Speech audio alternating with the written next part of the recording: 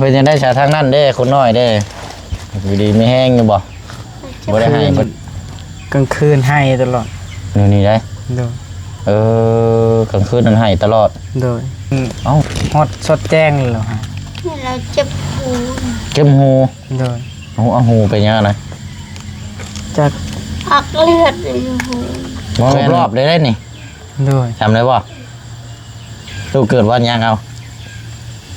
วันที่ยังวันที่7วันนี้วันที่ยัง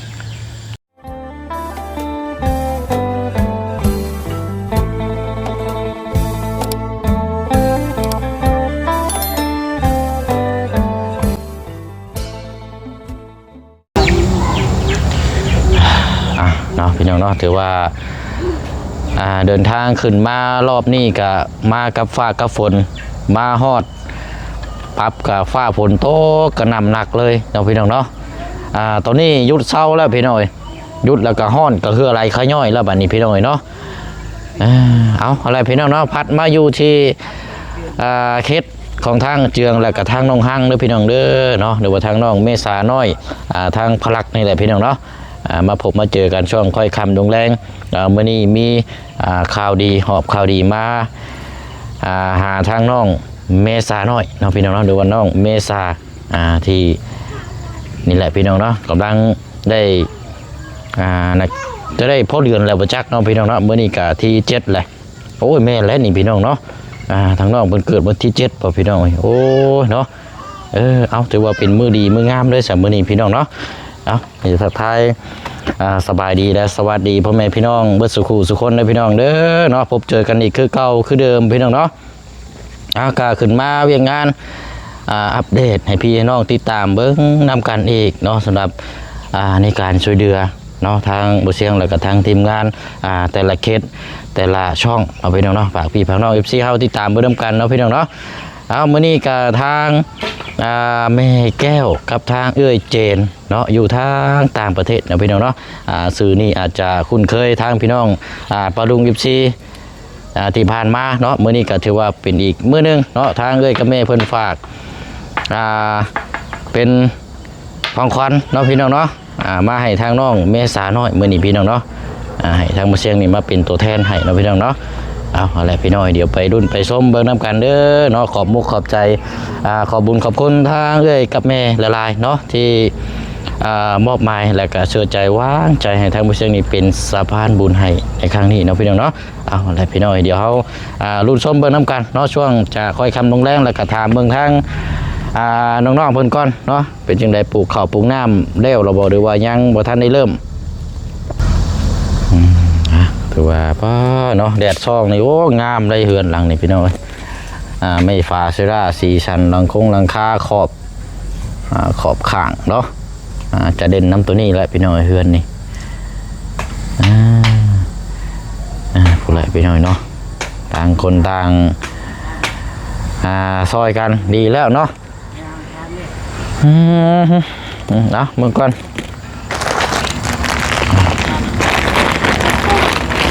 ฝนตกแล้วก็ลมเย็นเนาะอากาศก็เย็นอยู่แต่ว่ามันก็อยากนั่นแน่จังน้อยอยากฮ้อนพี่น้อย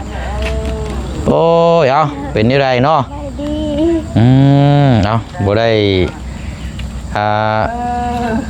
นานแล้วเนาะฉันคิดว่ากับ2-3 มื้อ4 มื้อแล้วล่ะอันนี้สิจุไฟสำบ่เนาะเฮ็ดยังอันนี้นะต้มหน่อไม้บ่จุไฟต้มน้ำเอาโอเคเนาะมาเบิ่งทางนี้ก่อนมันช่มันช่เอาเหมือนยังกันนะหอมแก้มน้องแหละเพลงน้องกับปินไอ้นี่ใช่โ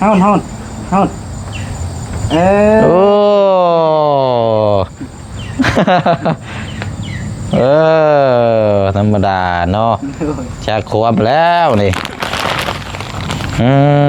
เอาอะไรเนาะผ่านไปหลายมื้อหลายวันก็เดินทางขึ้นมาฮอดกะช่วงประมาณบ่าย3 โมงนี่แหละพี่น้องเพราะว่าผ้าฝนกระตกในก็ออกมาแต่เฮือนนี่ได้เดี๋ยวนี้อาบน้ำแล้วเรียบร้อยเลยใช้เบิ่งหาเบิ่งคนน้อยเลย เอ้านอนบ่ โดย โอ้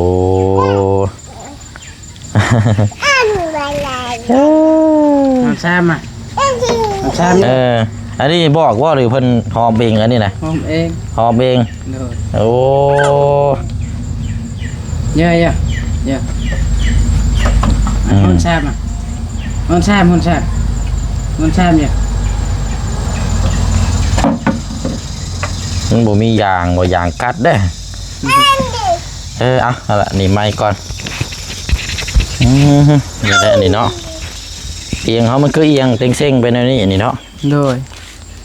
โจมไปพี่เป็นยังเอามาห่มพี่เป็นยังจังนอนเนาะ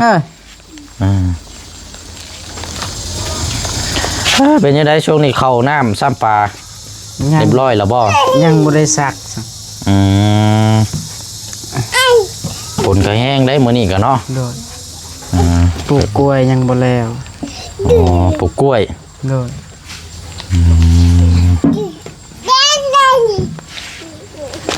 เอานี่ครับบ่โยนได้บ่โยนมันสิแตกอันย้ายเตียงไว้พี่ก่อนก็ได้ กลางกระเจิงน่ะ พี่มาโจมมาพี่มาห่มนี่ไหนบ่ ไว้เหรอ เอาพลักได้ใช่ ป้าทั่ว บ่ได้เบิ่งได้ มันก็เหมาะ เอาหั่นแหละ เต้มันกลางกันดิ มา ได้ละ เด้อ ลากกระดาน เฮ็ดบาดเอาหมุนไปพุ่นเจ้าออกไปพุ่นก็ได้โอเคฮึบนั่งเลี้ยงนี่แหละ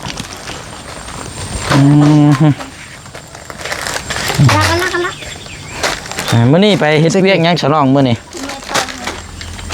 ไปปลูกกล้วย ปลูกกล้วยบ่ โดย พี่ยับเข้ามากลางๆไปจนนั้นมันสิเลิงนะฮะ ใช่ไหม มาสิปีนท้องพอแห้งอีกแล้วยับเข้ามากลางๆไป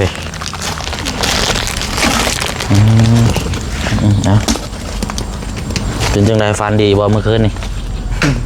ไว้พันเนี่ย ฮะ ฝรักนะบ่บอกเนาะแหละนี่เนาะ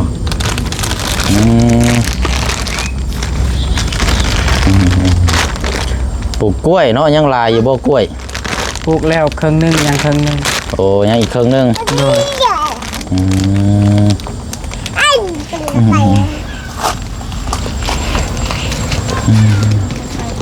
จะยับไปตัวข้างนี้ก็ได้สินั่งนี่แกแม่ขนมมาแม่ กินไหม ยับปีนเนาะห้างจะยับไปบ่ได้โอเคได้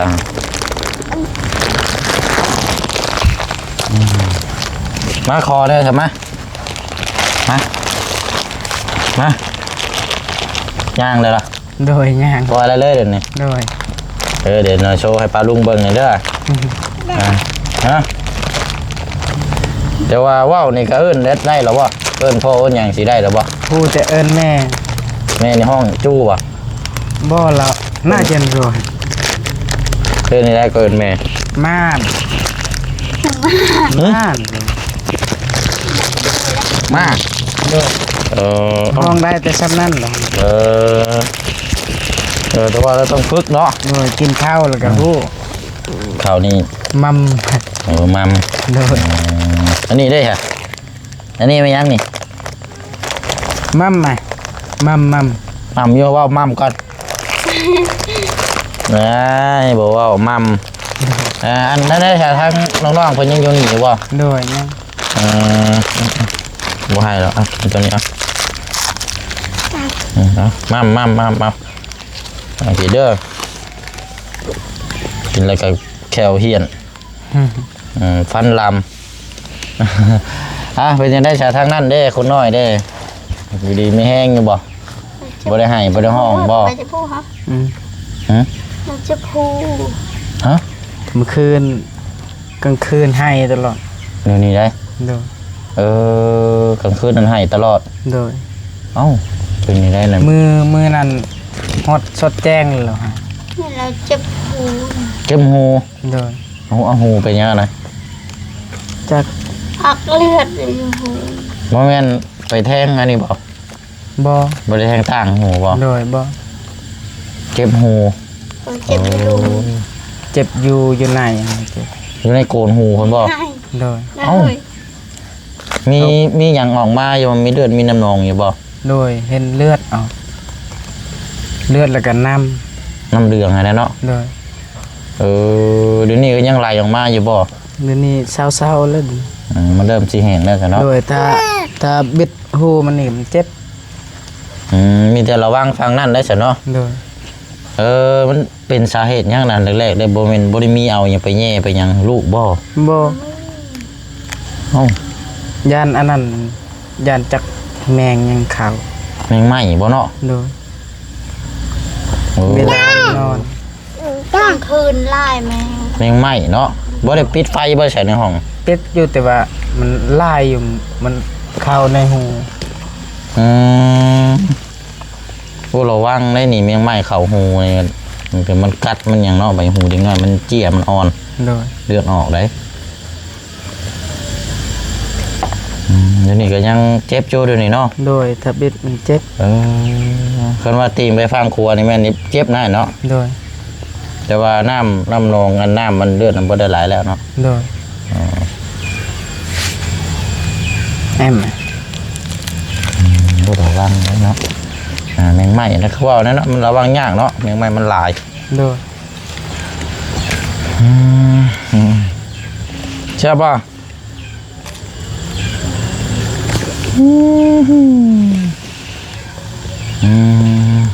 ครบรอบเลยได้นี่ โดย จำได้ป่ะลูกเกิดวันยังเอา วัน วันที่ยัง วันที่เจ็ด วันนี้วันที่ยัง วันนี้จักแหละ ฮะ วันที่10วันที่7บ่ เฮ้ย ครบเดือนแล้ว ครบเดือนพอดีมื้อนี้ โดย มื้อนี้เลยเพราะว่าเราเกิดวันที่7เนาะ โดย คือว่าตรงกับวันอย่างกับวันเสาร์ปะวันเสาร์ปะ วันพฤหัส ลืมเลยบ่เชียงกัน วันค้าง นี่ วันค้านแม่นวันค้าน วันแข่งเนาะวันครูวันนี้กับวันพฤหัสเนาะ โดย เอาครบ1 เดือนแล้วนี่พี่น้องทางน้องเมษา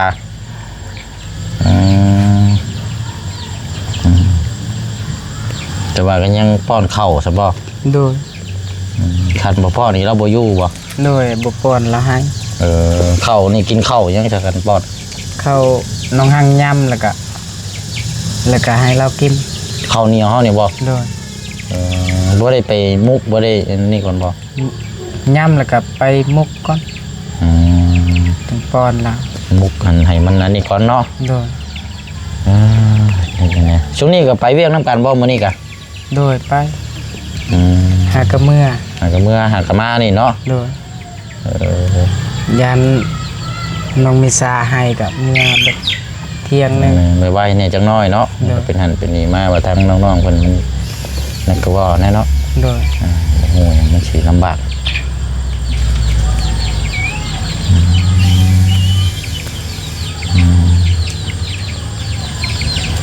ครบ1 เดือนแล้วนอนบ่นั่นน่ะ โดย ฮะไม่แป๊บเดียวเนาะเดือนหนึงเลย ยืนนะยื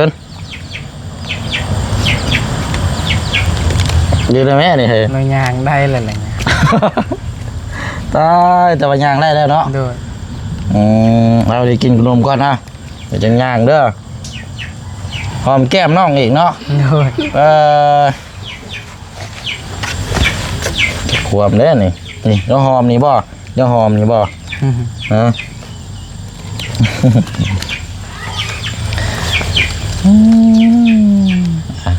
ตรงนี้ก็กำลังเห็นเห็นงานเนาะเพื่อนก็ไปคือเก่าบ่ โดยมื้ออื่นกลับไป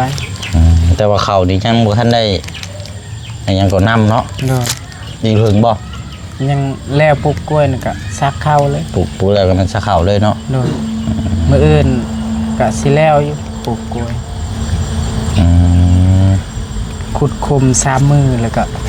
เอานอกกล้วยอีกซับมือปลูกมือหนึง อืมปลูกกล้วยแล้วกันอันนี้มันนี่ก็ปลูกแล้วเนาะ โดย นางเป็นนางมาบันฮ้อนอันนี้เนาะฝนตกแล้วบันฮ้อนเอาแล้วเนาะก็ถือว่าครบในรอบ1 เดือนพอดีเนาะมื้อนี้ก็ทางแม่แก้วกับทางเจน โดย เนาะก็ได้ฝากของขวัญพี่น้องเนาะมื้อนี้ให้ทางน้องแม่ซาผูกแขนเนาะคันสิเว้าก็เพราะว่ามือนั่นทางแม่เพิ่นบ่ได้อันนี้มาเพิ่นก็เลยนี่แหละพี่น้องเนาะเป็นเงินก็1 2 3 4 5 6 7หัวมันยังคือสลับไปนี่8 กินแล้ว 9 10เนาะ1 ล้านกีบเอาไว้นี่แหละพี่น้องไอ้ผูกแขนไอ้คนน้อย โดย เอาให้เราจับก่อนนอนทับเนี่ยตื่นทับโชคแว่นี่เอามึงได้เฮ็ดสิกันให้เราจับก่อนเดี๋ยวเสียงขอแคปหน้าจอกันแป๊บนึง ย้อนย่อง มือหาเอามือก่อนก็ได้ละนอนบ่นี่นะ โดย มีแล้วนอน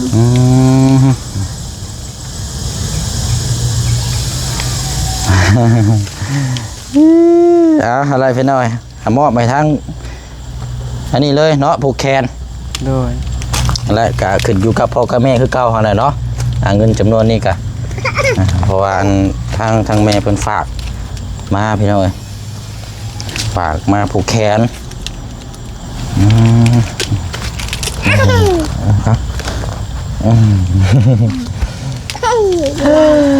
เนาะผูกแขนเนาะให้แง่งให้ใหญ่ไม่ไหวเนาะให้เป็นผู้ฮู้ผู้ดี โดย ให้มากก็ให้บอกง่ายสอนฟังและพี่น้อยเด้อล่ะเด้อ เก็บหูเนาะ โดย คืนนี้เมื่อคืนเราบ่นอน เก็บแห้งมาให้เมื่อคืนมื้อนั้นตัวแจ้งเลย โดยน้องห้างก็ให้คืนนี้ บ่คันว่าลูกกับบ่แห้งกันนั่นก็พาลูกไปหาหมอเด้อ โดย ก็ไปหาหมออย่างเดียวเฮาน่ะ ไปแล้วไปแล้วหมอระวางยา อันนี้บ่ โดย มันพาไปมาแล้วเนาะ โดยเราว่าเฮ็ดบ่ได้หรอก อยู่ไสนี่นะ สุขศาลาบันดง คือบ่เพิ่นบ่ไปคลินิกครับ คลินิกยันแพงกะซองมาบ่เคยไป แพงบ่แพงก็ต้องถามพระเจ้าก่อนก็ได้ โดย เพราะว่าเฮาสิให้เพิ่นเฮ็ดแล้วเฮาถามว่าข้าวๆมึงก่อนหั่นนะ โดย ตอนทำไปกดเงิน50,000กี่ยันแพงยาแล้วก็เลยเข้าห้องหมออยู่บ้านเรา นะแต่เนาะหั่นละเป็นเงินจำนวน1 ล้านกีบก็คำว่านั้นก็เก็บไว้เนาะ โดย เวลาจำเป็นจังซี่แหละเนาะมันเจ็บลูกไข้ได้ป่วยมาน่ะมันยาก โดย ถ้าบ่มีเงินนี่ยากเด้ลองเบิ่งเนาะคันว่าเรายังบ่ไข้ก็ไปสุขศาลาเบิ่ง โดย ก็เจ้าสิซ่องเบิ่งหรอกบางเทื่อมันจะเป็นมีเจ้าว่ามีเห็บมีหยังบ่จักเนาะเห็บอยู่ในหูในหยังมันกัดเจ็บ ก็น่า ซ่องเบิ่งอยู่หาเจอบ่ได้มีบ่ ซองแล้วแต่ว่ามันมืดข้างใน เอาไฟฉายเงียงด้วยกลางคืนเด้อ โดย มันจังสิเห็นตอนเว้นนี่บ่เห็นหรอก โดย ถ้าอุ้มแบบซี่ก็ได้นี่เอาไฟฉายเงียงเบิ่งคันว่ามีหยังนี่มันสิโคลแล้วหรอก โดย แต่คือว่าแล้วไปหามาแต่อนามัยมาเลยเนาะเพิ่นช่องเบิ่งอยู่บ่เนาะครับ บ่ละว่าเฮ็ดบ่ได้เราก็เมื่อระวางยา เอ้าคือไปหาปั๊บนี่ยังบ่ได้กวดบ่หยังบ่เฮ็ดบ่ได้เลย โดย มีแต่ชื่อยา หัวสร้างว่าได้พี่น้องมันก็สัมปฏิเสธแล้วนี่เนาะ โดย โอ้บ่ได้แบบนี้พี่น้องสิเว้ากับเพิ่นปฏิเสธเนาะเพิ่นบ่อยากนั่นนั่นแหละ งั้นก็ต้องไปซอกไปหยังเบิ่งก่อนเนาะ โดย นี่เพิ่นแบบบ่อยากเบิ่งเลยนะคันสิเว้ากันเนาะโอ้มันได้ง่ายได้เป็นยังไงเนาะ อยู่บ้านดงเนี่ยบ่มีเอากันชาวให้จังหาไล่จัด อยู่คลินิกกันเด้หมอมันให้นั่นน่ะไปแล้วก็ให้เขาเจ้าซองเบิ่งนี่เจ้ายังบ่ทันได้ซองเบิ่งจักเทื่อบ่ โดยยัง ซองเบิ่งกลางคืนได้ยังบ่เทื่อเลยเฮ็บโคตรอยู่บ่ยัก โดย ไปแห้งแล้วมันเจ็บแล้วกลางคืนมามันกัดน่ะ โดย โอ้ยให้มันเข้าไปในหูนี่แบบนี้ถ้าเป็นแมงไหม้นี่มันออกมาแล้ว เพิ่งก็เข้าไป เรียกว่าหูเวงอยู่ป่ะ บ่เบ่ง เบ่งแต่หากจับอยู่ในเจ็บเลยนะฮะ มันต้องมีอย่างสักอย่างได้อยู่ในฮะนะ ทำอาญาเอาแหละเนาะลองซองเบิ่งแมลงเด้อ โดย เอาแหละพี่น้อยเนาะเดี๋ยวให้ทางเจืองเนาะทางครอบครัวฝากขอบขอบใจทางแม่แก้วแล้วก็ทางเอื้อยเจนเด้อ โดย และพี่น้องชื่อนี้อาจจะคุ้นเคยกันดีเนาะ โดย ได้ฝากเงินมานี่แหละพี่น้องผูกแขนเราหับคอนลาน โดย เงิน1 ด้านกีบแล้วก็เดือนั่งลำบเชียงก็ซื้อขนมมานี่น้ำพี่น้องเนี่ยพลักน้อย เอาแล้วบ่ให้เด้อ เอาอะไรเนาะฝากขอบขอบใจกันทางแม่เพิ่นกระเบื้อยเด้ ขอบใจเด้ อ อทางแม่แก้วแล้วก็เอื้อยเจนเด้อที่ฝากเงินมาให้ทางน้องเมษาถือว่าขอบใจทางแม่แก้วแล้วก็เอื้อยเจนหลายๆเด้อขอให้เอื้อยแก้วแม่เจนอยู่ดีมีแฮงเด้อให้อยู่เย็นเป็นสุขทางกายสบายทางใจนอนหลับก็ให้ได้เงินหมื่นเด้อนอนตื่นให้ได้เงินแสนเงินล้านปรารถนาสิ่งใดขอให้เจ้าได้สิ่งนั้นเด้อบ่ว่าจะทำธุรกิจอย่างการงานอย่างก็ขอให้สำเร็จเด้อสาธุ เลยอะไรเนาะเอาทางแม่บ้านเนาะ เอ้ยเจนกับแม่แก้วลายๆเด้อขอให้อยู่ดีมีแห้งขอให้อยู่มันคนยืนขอให้สุขกายสบายใจเด้อขอให้สุขภาพร่างกายแข็งแรงตลอดปีและตลอดไปซะ ถูกเนาะ แล้วก็ขอบใจทางเบาเสียงนำเด้อแล้วก็ FC แล้วก็ทีมงานเบาเสียงเด้อที่มาสะพานบุญให้ทางแม่แก้วแล้วก็เอื้อยเจนก็ถือว่าขอบใจทางเบาเสียงหลายๆขอให้อยู่ดีมีแห้งเด้อขอให้อยู่เย็นเป็นสุขไปทางใดมาทางใดก็ขอให้สำรวจปลอดภัยเด้อเทวดาคุ้มครองสาธุ อะไรเนาะในการขอให้มีแต่ความสุขความเจริญ โดย ในศีลในธรรมทางผู้ให้แล้วก็ทางผู้หับทางผู้เบิ่งทางผู้แยงเนาะหนึ่งมากันแม่ทางชมเจ้า โดย ให้หักแพงเบิ่งแย่งกันเนาะทางลูกและเต้าให้มีแต่สุขภาพพลไม้เนาะแข็งแรงเบิ่งแย่งบ่ปะบ่ถิ่มกันมีหยังก็คอยว่าคอยจากันเนาะ โดย อันนี้ก็เป็นกำลังใจเป็นกำลังทรัพย์เป็นกำลังพ้นเนาะกันเสียว่าก็เพราะว่าทางเมย์เพิ่นฝากมาให้ทีแหละเนาะเงินจำนวนนี้ก็เป็นน้ำผักน้ำแรงของทางเมย์กับเบื้อยเพิ่นเนาะ โดย เพราะว่าเพิ่นเฮาฮู้แต่เพิ่นสิได้เงินเพิ่นสิได้แต่ละบาทแต่สตางค์นี่มันก็บ่แม่นง่าย โดย ๆเนาะเฮาต้องเอาเฮือต้องเอาร่างกายต้องเอาทุ่มเท โดย เพื่อสิได้สิ่งที่เฮาอยากได้เพราะฉะนั้นเฮาต้องเมื่อยก่อนเนาะเพราะฉะนั้นก็เฮารับมาแล้วมื้อนี้ก็อยากให้นี่แหละเนาะ โดย ให้มีความดีความงามให้มีแต่เป็นผลบุญกุศล โดย ให้แก่ให้แตกกิ่งแตกหน่อคือต้นไม้ใบไม้เนาะคันสิว่ากันนี่แหละพี่น้อยให้เป็นโพเงินโพคำโพทองเจริญเฮงๆปังๆเนาะใช้มายามึงดูให้ปลาลุงเบิ่งก่อนบัดนี้เนาะ ยิ่งไง เอาเด้อน้องหางเด้อจังใดกะและสบายดีทั้งพี่น้องก่อนเนาะนั่นเอ้ยกับแม่เพิ่นก่อนเนาะ สบายดี เดี๋ยวเฮาถ่ายคลิปเดี๋ยวไปเบิ่งพลักยากก่อนบัดนี้ไปครับ โดย เอาเด้อ ยิ่งไง ใส่เบิ่งค่ะ ยิ่ง ไป เยอะเลยเยอะเลยเราขี้ข้านมาจ้ะ กินขนมอะไรขี้ข้านแหละ โดย เอา ยิ่ง โอ้ย เยอะเลยเยอะเลย ไว้อ่านจินก้อย เยอะเยอะ ย่าง เราย่างเราคนเดียว เยอะ ใช่น่ะ น่า ขนมล่อ ยืน เอาอยู่ขึ้น นะ ยัง ยืนเด้อเด้ออย่าเด้อ แบบนี้แหละยางช่องชามอันนั้นกับล้มเลย เอาได้อยู่เนาะคอยพัฒนาการคอย โอ้ย ฝึกแล้วก็คอยบอกลูกไปนำได้แล้ว เนี่ยคันในเฮือนนั่นเราย่างไว้เลยแหละนะ โอเคเอาจ้ะเนาะเดี๋ยวจังสิมาเบิ่งน้ำกันอีก โดย มื้อหน้ามื้อในเนาะ โดย เอาเนาะลาก่อน สบายดี ฮะมีหรือบ่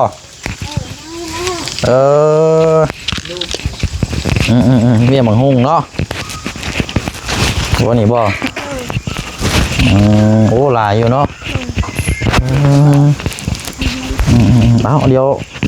ดูแลไว้ก่อนเดี๋ยวให้สิมาเอานำเด้อ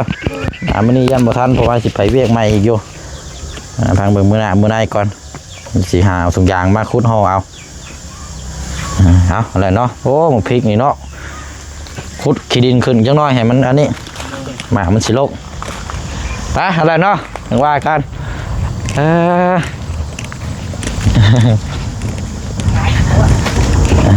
ไปเนาะพี่น้องเนาะถือว่าครบในรอบ1 เดือนพอดีน้องเมษาแป๊บเดียวพี่น้องวันเวลาเนาะถือว่าไวเนาะครบรอบ1 เดือนแล้วก็มีข่าวดีเนาะทางหลาเพื่อนนี่นะพี่น้องๆมื้อนี้กะโอ้เนาะดีใจน้ำเนาะเนาะมีแต่ว่ากะสิได้เดินทางไปเวียกต่ออีกก่อนเนาะพี่น้องจนค่ำจนมืดพุ่นแหละพี่น้องเนาะขึ้นมามื้อแรกกะเอาลาพี่แล้วน้องไปก่อนเด้อพี่น้องเด้อเนาะขอบมุกขอบใจขอบบุญขอบคุณทางแม่แก้วแล้วก็ทั้งเจนน้ำละลายเด้อเนาะขอให้ผลในครั้งนี้เนาะหรือว่าทรัพย์มาเงินเนาะทรัพย์กำลังทรัพย์ที่เฮามอบให้ในครั้งนี้ก็ขอให้เป็นบุญกุศลตำร่ำในรวยยิ่งรวยเจริญก้าวหน้าในศีลในธรรมเนาะให้มีแต่ความสุขความเจริญทางกายสบายทางใจทานมื้อเช้าก็ขอให้ไหลเข่ามือแรงหรือว่าทานมือแรงก็ขอให้ไหลเข่ามือเศร้าเนาะให้มีแต่ไหลเข่าถุงเข่าไทยเด้อเนาะทางผู้ให้และก็ทางผู้หับทางผู้เบิงทางผู้แย่งนำกันเบิดสุขสุคนเป็นเนาะมื้อนี้เนาะหรือว่าคลิปนี้บ่เสียงลาไปก่อนเด้อเนาะพบเจอกันในคลิปหน้าพี่น้องเนาะลำไปรวยเฮงปังๆนำกันเบิดสุขสุคนเนาะสบายดีเด้อพี่น้องเด้อ